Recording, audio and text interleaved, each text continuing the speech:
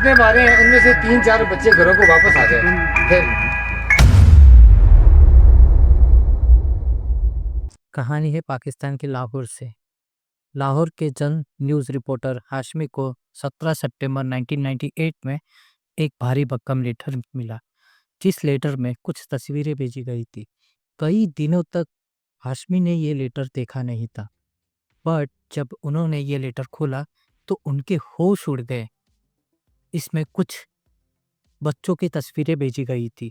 ये लेटर लाहौर के रहने वाले जावेद इकबाल ने भेजा था, और इस लेटर में उसने एक बहुत बड़ा खुलासा किया था।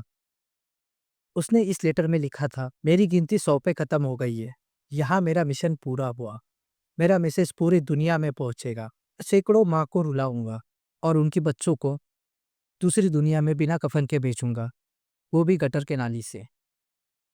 चंद अखबार के रिपोर्टर हाशमी ने जब यह बात पुलिस को बताई, तो पुलिस ने जावेद के लेटर पे दिए गए एड्रेस पे पहुंच गई। जब जावेद के घर पुलिस पहुंची तो उन्होंने सामने देखा कि सैकड़ों चप्पलें नीचे पड़ी हुई है, और घर में कुछ बड़े बड़े ड्रम्स रखे गए हैं जो केमिकल से पूरे भरे पड़े हैं।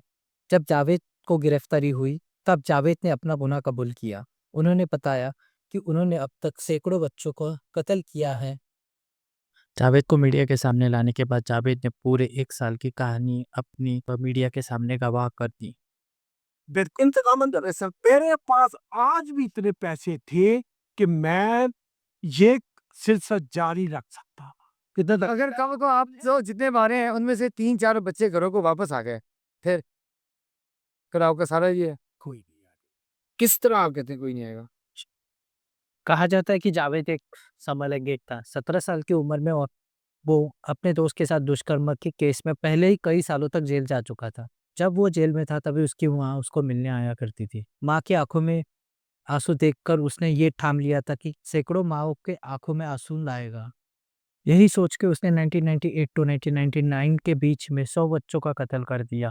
जावेद ने पुलिस के सामने बताया कि जब अगवा करने के बाद बच्चों को कुछ दिन अपने घर में रखा करता था, और कुछ दिन बीतने के बाद वो बच्चों को मारने के लिए उनके छोटे छोटे पीस में कन्वर्ट करता था, और वो उन पीस जो ड्रम में केमिकल है उसके केमिकल की वजह से बॉडी कंप्लीटली डिस्पोज हुआ करती थी, और कई दिनों तक ड्रम में बॉडी रखने के बाद कंप्लीटली डिस्पोज होने के बाद वो केमिकल घर के बाहर गटर के नाली में छोड़ा करता था।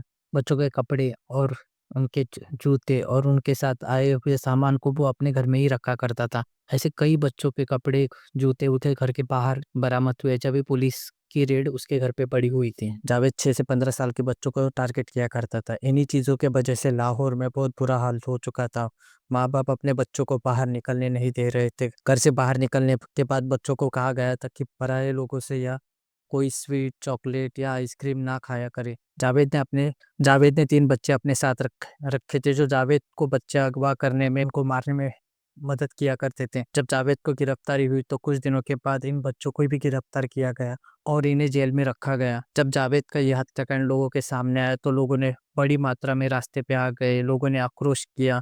इसी कारण जावेद की केस कोर्ट में ये फास्ट ट्रैक पे चलाई गई, और आखिरकार ये सब चीजें सुनने के बाद जज ने जावेद को फांसी की सजा सुनाई। जो नाबालिग बच्चे थे जावेद के साथ, जिन्होंने जावेद को इस हत्याकांड में हेल्प की थी, उन्हें भी उनके आखिरी सांस तक जेल की सजा सुनाई गई। कई महीने जेल में रहने के बाद जावेद ने खुदकुशी करने का फैसला ले लिया, और उसने जेल में ही खुदकुशी कर ली।